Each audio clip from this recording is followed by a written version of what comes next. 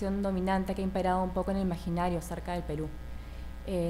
Lo, digamos, peligroso de esta ficción, que definitivamente es hegemónica en el sentido que visibiliza algunas cosas y invisibiliza otras muy importantes, es justamente que no da cuenta de la realidad social del país en toda su complejidad.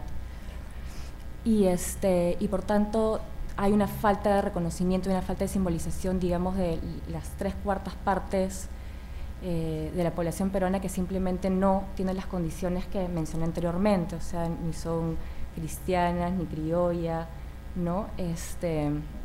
Entonces, de alguna forma, esta ficción dominante ha sido una forma de perpetuar ciertas desigualdades y de, como les digo, invisibilizar lo complejo que puede ser la realidad nacional, ¿no?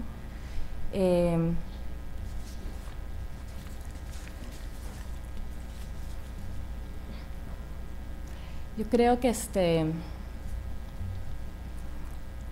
que finalmente lo que ha sucedido es que justamente por esta falta de reconocimiento y esta falta de simbolización, ¿no? Como les digo, de la realidad nacional, es que han surgido una serie de conflictos. No digo que sea la causa determinante, pero sí tiene mucho que ver,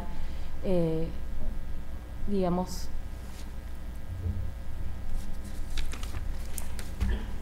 perdón, pero bueno, sigamos, ¿no? Digamos que por esta falta de reconocimiento o esta falta de simbolización, el, digamos, discurso oficial no ha sido sentido como realmente incorporado o como realmente asimilado por la población, por los ciudadanos. Entonces, se ha sentido como una cuestión, como un discurso impuesto, importado, ¿no? Que no termina de simbolizar lo que pasa en nuestra realidad, ¿no? Entonces, creo que de alguna forma la guerra interna, los problemas sociales que tienen que están, bueno, siempre presentes en el Perú, han tenido, como que han tenido relación con esto, ¿no?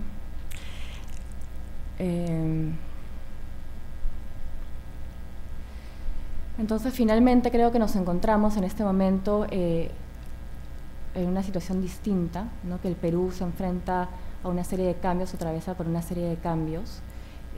Digamos que hay un clima de optimismo, una sensación de que las cosas están mejorando, ¿no? Y de repente nos vemos bombardeados desde la publicidad o, digamos, o desde el cine, desde esta idea de que sí se puede, también en la comida, en la música, ¿no? De esta idea de optimismo de que estamos yendo hacia una integración, ¿no? Entonces, de alguna forma, la idea de la muestra es preguntarnos cómo es desde el arte, cómo se ve desde el arte contemporáneo este nuevo clima ideológico en el Perú, ¿no?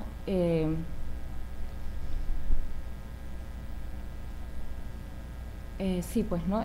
¿Cómo se ve este nuevo clima ideológico en el Perú? ¿Cómo es representado, cómo es simbolizado desde el arte contemporáneo, a diferencia de cómo es representado, digamos, desde, por ejemplo, la publicidad, o, ¿no? Que tiene este discurso como que mucho más homogéneo, casi romántico, y que de alguna manera lo que yo creo es que es sucedáneo de esta primera ficción dominante de la que hablé hace un ratito, ¿no? Que es esta ficción que habla de el Perú como una nación criolla, cristiana, mestiza, ya consolidada, ¿no?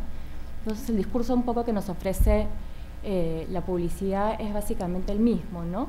No básicamente el mismo porque sería tonto pensar que no ha pasado mucho tiempo y las cosas han cambiado, pero finalmente sí es un discurso, digamos, romántico en la medida que es integracionista y que no piensa en las cosas que no cuajan o que todavía no funcionan, ¿no? Entonces, como les digo, un poco la idea de la muestra es hacer la contraparte a ese tipo de discursos que, como la primera ficción dominante que funda un poco el imaginario del Perú, o estas nuevas ficciones que surgen desde la publicidad, no se pretenden hegemónicos, sino que más bien presentan el Perú en su complejidad, ¿no?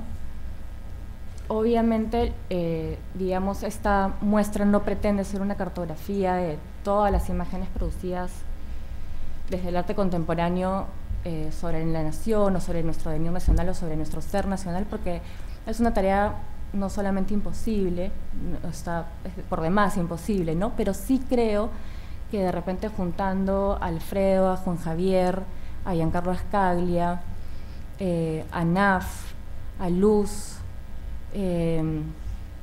a Sherman y a Huanchaco, sí tenemos una muestra representativa interesante, ¿no?, sobre lo que ha sucedido, digamos, en el Perú en los últimos años, ¿no? Entonces creo que, de hecho,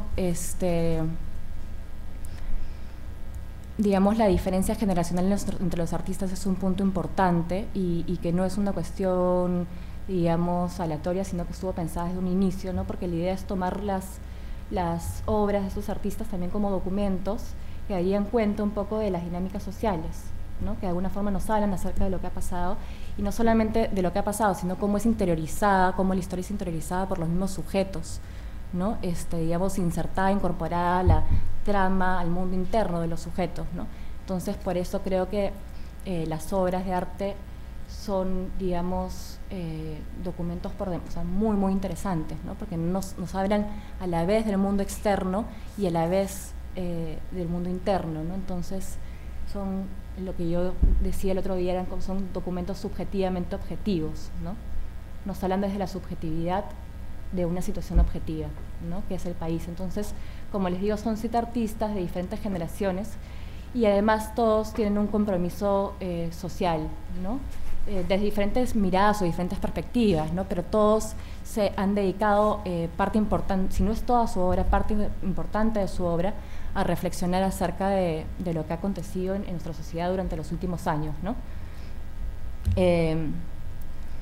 Por otro lado, creo que mi función, más o menos como curadora de esta muestra, ha sido un poco la de dejar hablar a los artistas, ¿no? Yo no sé si he mencionado esto antes, pero lo que pasa con esta muestra es que parte de una investigación que yo hice para una maestría, que acabo de terminar el ciclo, bueno, el año pasado, y tenía toda esta información recopilada, y antes de convocar a los artistas ya me imaginaba un poco cómo podría ser el diálogo entre ellos, ¿no? Y tenía seguramente pensadas algunas obras que me gustaría que fueran un poco parte de la exposición. Pero de hecho yo creo que sobre todo mi función finalmente como curadora ha sido dejar hablar a los artistas, como les decía, y finalmente de las 7 obras que están siendo expuestas, 3 están hechas, o sea, se han producido para la exposición, y las otras 4, si bien no se han producido especialmente para la exposición, sí se han actualizado, se han renovado para la exposición, ¿no? En pequeños detalles, algunas se han montado de maneras distintas, otras se han vuelto a hacer, ¿no?, otras se han incluido cosas que antes no tenían. Entonces yo creo que eso le da muchísima potencia a la muestra, ¿no? Entonces, como les digo, la muestra se ha convertido como una especie de organismo vivo, ¿no?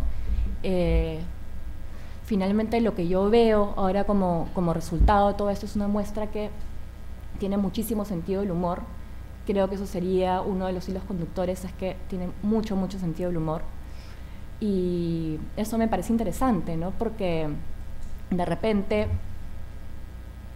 nos habla de una posición distinta, ¿no? Alguna vez, no sé, he visto obras que se producían en los años 80 o años 90 y de repente las veía como unas cuestiones, o sea, como obras muchísimo más desgarradoras, más serias, ¿no? De repente esta exposición como conjunto tiene este sentido del humor que hace que el espectador se pueda sentir convocado, pero también desde la ironía, ¿no? Y eso me parece sumamente interesante, ¿no?, porque además el sentido del humor justamente permite que uno se distancie, se ría y luego vea las cosas con un poco más de claridad, ¿no? Entonces creo que hay mucho sentido del humor, pero también todas ellas son bastante críticas y, como les digo, justamente apuntan a ampliar esta ficción dominante, ¿no?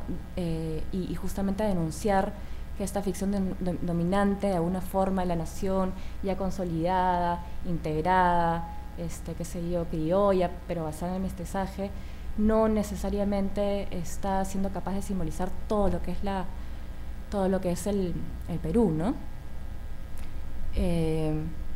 Entonces, creo que sí, ¿no?, que el sentido del humor es una de las cosas principales de la muestra.